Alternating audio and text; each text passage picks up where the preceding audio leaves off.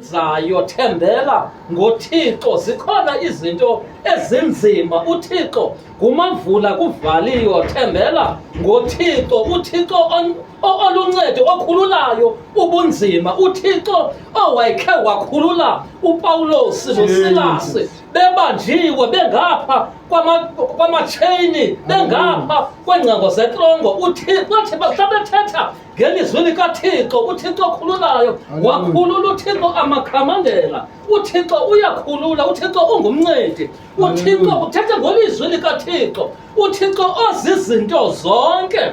uThixo esoyame ngaye. uThixo angumavula kuvaliwe. SinoThixo angumavula kuvaliwe.